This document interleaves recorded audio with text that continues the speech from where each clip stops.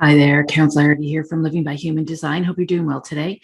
Today's Human Design weather is about the gate 24, which is called rationalization or returning.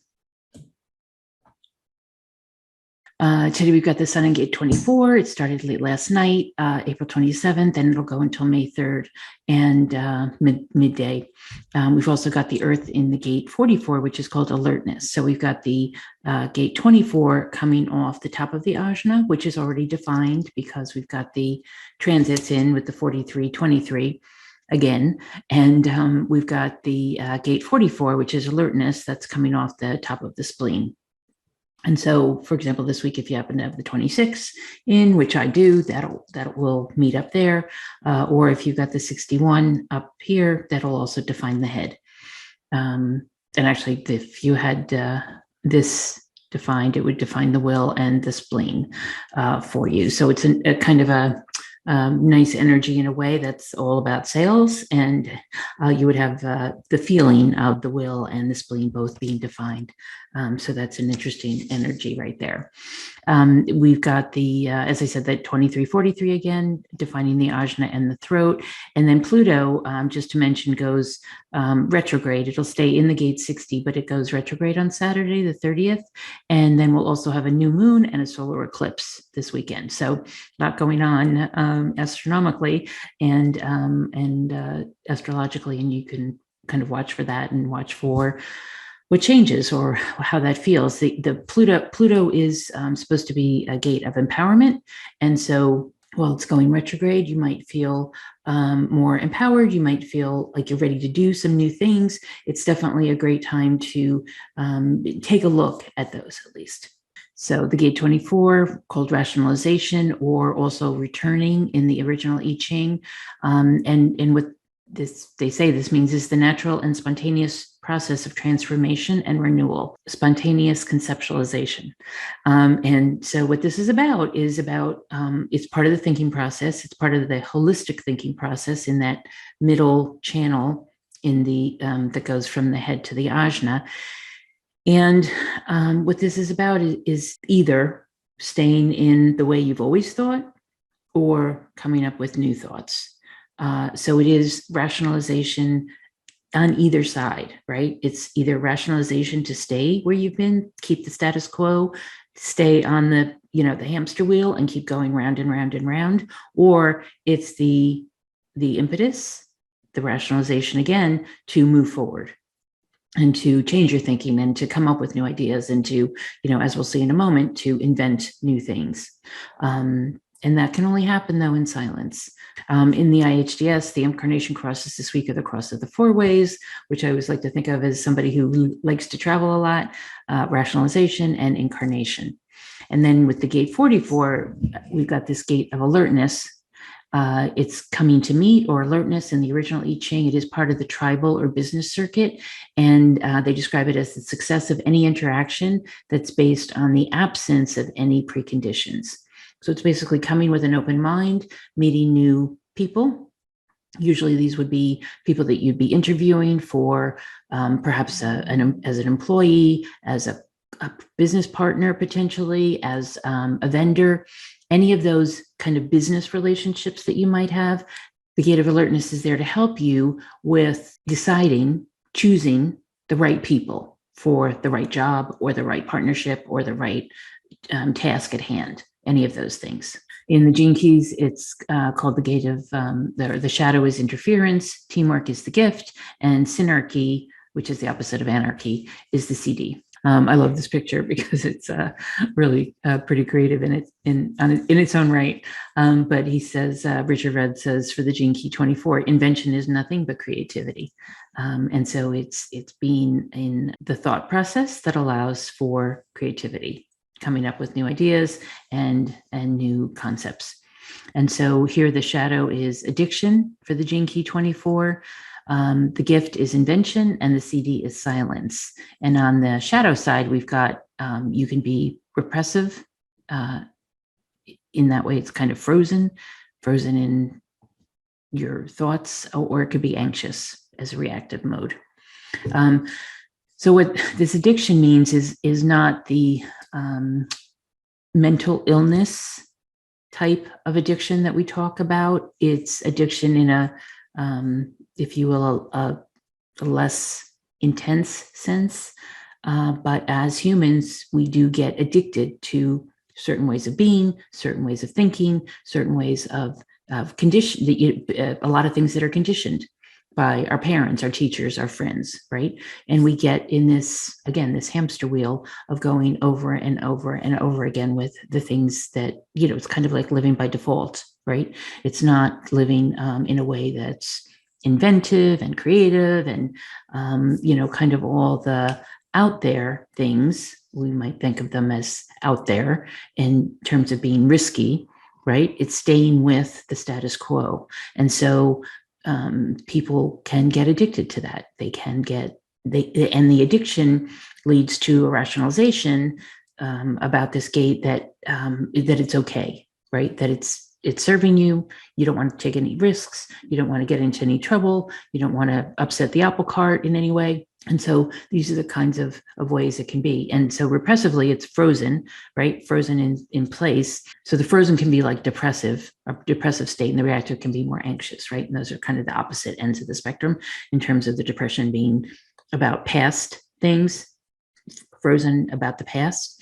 The anxious is frozen about the future. And so they're both sides of that. Now, the gift is invention. And then the invention is the creativity, the stopping to think, stopping for a moment. And that's why the CD is silence. The silence can be for a second, or it can be for a longer time. It could be up to a week, right? But if you're in silence, or more, I guess, if you're in a monastery or some kind of a silence retreat, but most of us can't stay silent for very long. And here's the dilemma, right? We can't be silent enough for very long to think about how to do things differently. And that's what this is all about. It's how do you solve a problem by doing something differently? That's the invention, but we need to be in the silence, at least for a second, to be able to come up with a new solution. Because when there's the chatter going on, or the monkey mind, we're not going to come to a solution. We're not going to come to anything new, really. And we stay in that addictive way of thinking that has never served us. And so it's about jumping forward. It's about taking a quantum leap and going into something new and different and trusting that the universe has your back.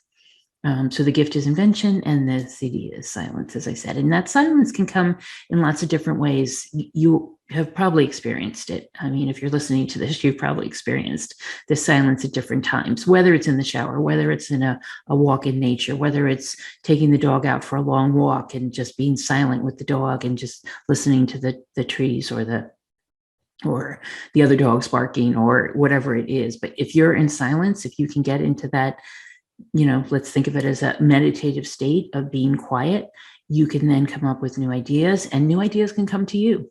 That's kind of where they come from. They come from usually out here. They're sometimes in our heads already, but a lot of the times they're not. So what Richard also says is that all modes of thinking are addictive, and addiction thinks in circles, whereas invention thinks in spirals. And I like this one because this is this addiction of the hamster wheel, right? Circle, circle, circles, keep on going in the same way that you always have because it works. And whereas invention thinks in spirals. So it's more of a moving upward and outward, and becoming a series of circles that keep ever expanding. So that's kind of the goal.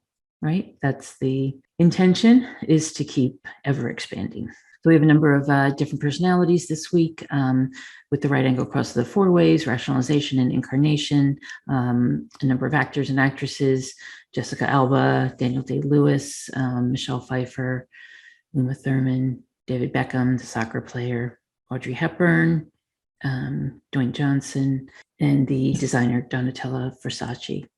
And who we're going to talk about today is Bernie Madoff, because I thought that was an interesting look at rationalization. So Bernie Madoff, he was born on April 29th, 1938 in New York City. He's a manifesting generator with a 2-4 profile, and he does have the right angle across to the four ways.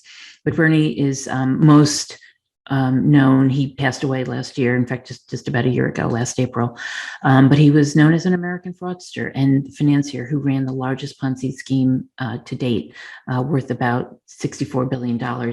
By some estimates, there are a lot of different numbers that go with this, but there are different ways of counting it. The amounts vary, obviously, depending on who's telling the story. But it was a lot of money. Basically, what he did, in the end, it turned out that what he did, very simply, and he admitted to a few people that he was doing it from the very beginning when he started his business in the 60s, and he was arrested in December 2008. He was doing it for quite a while, at least 40 years. And he had the same circle of people around him doing it with him. So, and it was a very small group, too, which was the other thing that was amazing for these billions and billions of dollars that were supposedly created and invested for so many years. But basically, he was taking the money in from the affinity groups that he was working with, mostly Jewish groups and Jewish philanthropies and Jewish friends and family as investors. And he would take the money and put it in his literally his JP Morgan Chase account and in his business account, and then take out the money when people requested it. And he basically was telling them that they were making around 12% a year on an annual basis, which, if you've ever invested or if you've ever looked at the stock market, you might know 12% over a long period of time is really not believable. It's really not an easy thing to believe or to understand that he was making that much money that quickly. He of course said he had a way of doing it, but basically it was a Ponzi scheme where he was basically taking from Peter to pay Paul and not really making an investment on their behalf with the trading options that he said he was doing. So it was a fraudulent undertaking, and it went on for a long time. And he rationalized it. He basically, he does have this 24 right up in his chart, both conscious and unconscious. It also appears here in his Uranus, which, not surprisingly, is the planet of doing things a little differently. And he did. So he had this rationalization in his sun. He was able to rationalize it over many, many years. And his wife, apparently, from all accounts, his wife did not know. His two sons did not know, even though they were in the business with him. As I said, it was only known to a very small number of people. His brother Peter did go to jail, and 5 of his employees went to jail. But beyond that, that was it. It was a very small circle. To be running billions and billions of investments every day, it didn't make any sense. And unfortunately, the SEC also was able to rationalize it because they didn't look very closely. And the philanthropies, unfortunately, the people who were investing with him, all the people who worked with him did not, well, they believed him. And so let's take a look at why they might have believed him. So he had this throat defined as a manifesting generator, and the sacral defined. He had the energy to go and go and go. He could multitask. He had power with the gate 34. He was able to talk to people in a way that they were able to hear with the 20, and he had that both conscious and unconscious. Actually, the 20, appears a few times here in Venus. So communication was one of his values, something he valued, and he also had it here with the 3420 in the nodes. So he had this very archetypical manifesting generator energy throughout his life. He had the gift of the storyteller, which is in the gate 56, the gate of control in the 21, and the treasurer, by the way, also called the treasurer. He had the 214, which is all about, we call it the channel of the beat. It's the beat in that you can make money and you know how to save and spend it. And the fact that he knew how to save and spend it in a way that benefited only him and his family was his choice. He did have the gate 27. And so ironically, he did take good care of his family and his close his employees and his good friends. I think they always lived on a little bit of tender hooks in terms of not really knowing when they would be caught. But it went on for a long time. He had the gate 19, which is the gate of sensitivity. He had the 54, the gate of ambition. So he was very ambitious and always trying to, and that was all about communication. So he was ambitious. 54 was in Mercury. And so he was quite ambitious in the way he communicated what he was about. He also had the gate 3 in Mercury on the conscious side, and then he, which is trouble at the beginning. And then he also had the 4130, which is all about creativity and intensity. And by all descriptions, he was a very intense man. He was able to, and even in the some of the clips I saw, some of the videos I saw, they admitted, or they used the word rationalization quite a bit. They said that he was able to rationalize what he was doing. Even in letters that he sent to a journalist after he was in prison, he continued to rationalize what he had done. He blamed other people. Basically, he was described as a psychopath at the end because he blamed other people for what happened and did not take responsibility for it. So he was someone who was emotional, although it was a relatively mild wave and had the defined route, couldn't be pressured really by anyone. I'm kind of surprised that he had an open will center. And I didn't look too much into his childhood, but I suspect that he was conditioned to believe that he could do anything he wanted to do. Because most people with the open will center have at least some qualms about their confidence, or about their, at least the self-confidence that they portray. But apparently, at least from all the clips I read and stories I saw, he had quite a bit of self-confidence all along. He did have that gate 44, so he was able to find the people. Ironically, he was able to find the employees who would stay loyal to him. I mean, the women in the office who were still working with him had been there for 40 years. And they said that they were fudging the books from the very beginning. He also found the people who would invest with him in a way that he, I hate to say it, but since he was rationalizing what he was doing, he was also rationalizing the people he found to be investors. He found the people who were willing to agree with him in the way he was doing it, and who didn't ask a lot of questions. The people on Wall Street who knew or who suspected what he was doing didn't invest with him. And so there were, a number of people who did, and then a lot of people who didn't.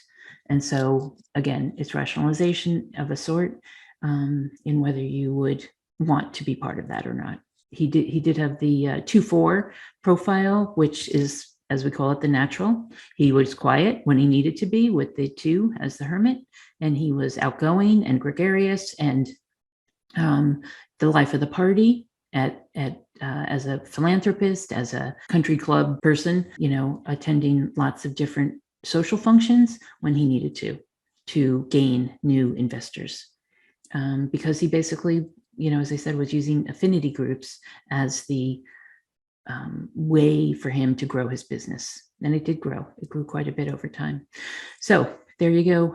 That's the Bernard Madoff chart, and it does help to explain a few things. But why Saddam Hussein actually has a birthday this week, also the 29th. Saddam Hussein, who was the 5th president of Iraq, and who obviously was there during the Iraqi invasion by the United States in 2003, and then was killed soon after that. He also had the gate of rationalization. So it's just interesting to see that it can be used in lots of different ways, right? There's nothing particularly evil, by the way, in the chart. It's how you use it. It's always your choice. We always have free will. And so the rationalizations can be of a good nature or not.